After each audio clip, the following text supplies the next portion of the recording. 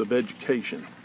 Well, during the school development here in Washington County, the public school system was started in about 1875, somewhere along there. But schools had been established here before that.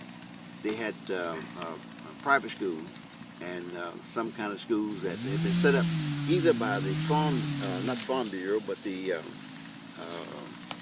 Freedmen Bureau had set up schools here.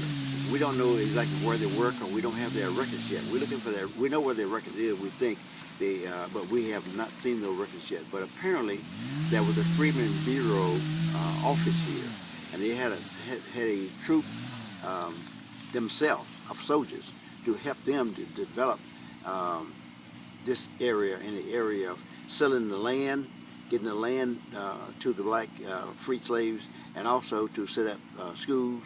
And as a result, they set up churches because the missionaries came in. The Quakers and a few others came in, and they helped them set up missionaries. There was missionary people who came in and worked with the Freedmen Bureau to set up churches, and in the churches they would put the school. So the schools were started before public school system happened. Those schools was 3 or 4 or 5 people, and they would have someone who could read and write who would come with them and do that type of thing. In Brenham, there were several. We don't know where they were yet, but we know that in 1875, when the public school system came in and overtook the private schools, then on the same day that they established the white school, they established the black school, and it was called the East End School. That school opened on the same day, and there was more black students who attended school on the first day than white students.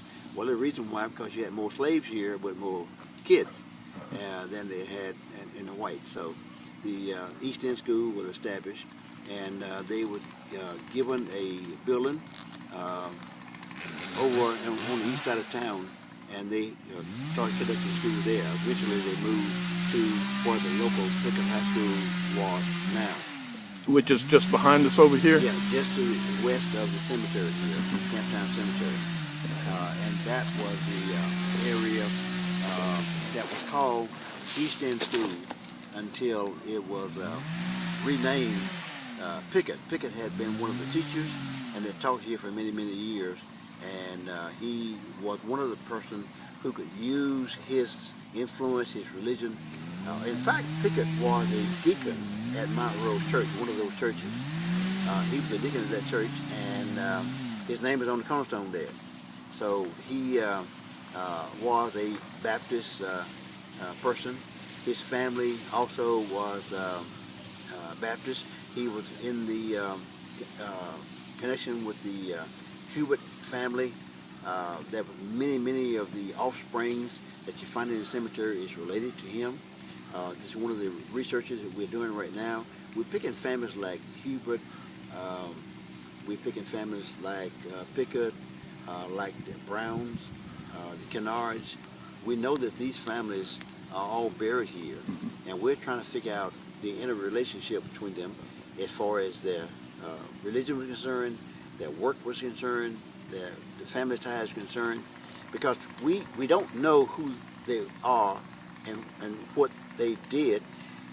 Once we find this out, then we will connect that to present-day family members, so they can be proud of their heritage here now. And we feel that that's one of the things that, especially in the black community, family heritage has not been maintained and kept up, because if we can look back and see the shoulders that we're standing on now, and that's in my family, that should inspire them to want to do better and so forth. So this is what we are looking to do, is to develop the whole story of what has gone on in our social life and our development life. And if we can do that, then we feel that we would have made a contribution to the present-day development of society.